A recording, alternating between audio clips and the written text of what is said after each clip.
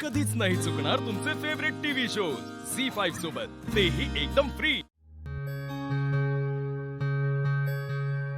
Madam, Ahilya मॅडमना सगळं कळलंच होतं ना त्या जाहिरातीच्या शूटिंग बद्दल। मग तुम्ही पण का नाही सांगितलं सगळं की आदित्य बाबांनी तुमच्या गळ्यात मंगळसूत्र घातलं, ते मंगळसूत्र तुम्ही अजून काढलेलं नाहीये, तुम्ही त्यांना नवरा मानायला लागलात, का नाही सांगितलं? आदित्य बाबा त्यांच्याशी खोटं बोलले, त्यांच्यापासून गोष्टी लपवल्या, या दुःखात तुमचं सत्य पण पचवलं असतं त्यांनी, मग का नाही सांगितलं खरं खरं सगळं? सावित्री आत्या, अहो हळू बोला ना, असं काय करते, ऐकल कोणीतरी। अहो घरात समजा बिनसले माहित आहे ना तुम्हाला। देवी आई आदित्य सरांचं तोंड सुद्धा बघायला तयार नाही, आणि त्यांना जर का हे सत्य समजलं असतं तर देवी आईनी आदित्य सरांना घरातनं बी बाहेर काढलं असतं। मला त्यांना अजून त्रास द्यायचा नाही,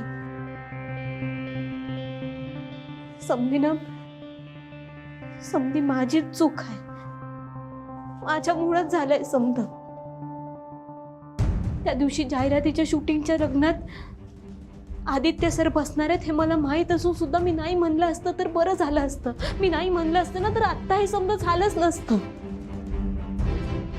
मी एका आई आणि मुलाची ताटातूट केली, लई मोठं पाप केलं आहे मी।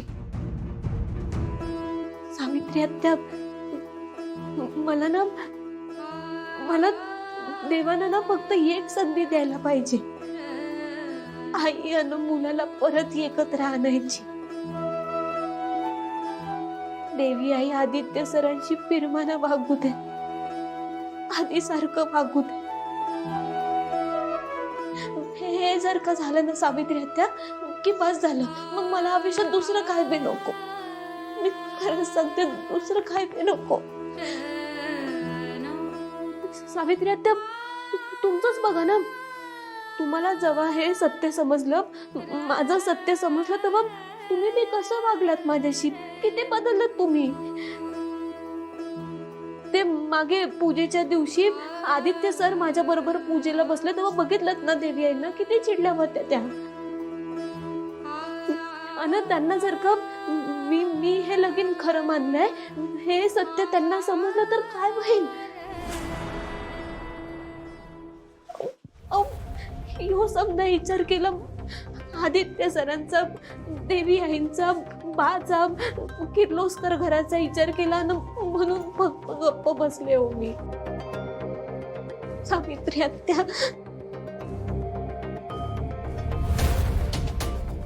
सावित्री आत्या, तुम्ही वेगळं काय केलं? तुम्ही बी तसंच वागलात की? तुम्हाला सुद्धा एका क्षणाला माझं लगीन खरंच वाटलं ना? तुम्ही मला किर्लोस्कर घराची सून मानायला लागलात। झी5 ॲप डाउनलोड करा आणि पहा सर्व एपिसोड्स एकदम फ्री।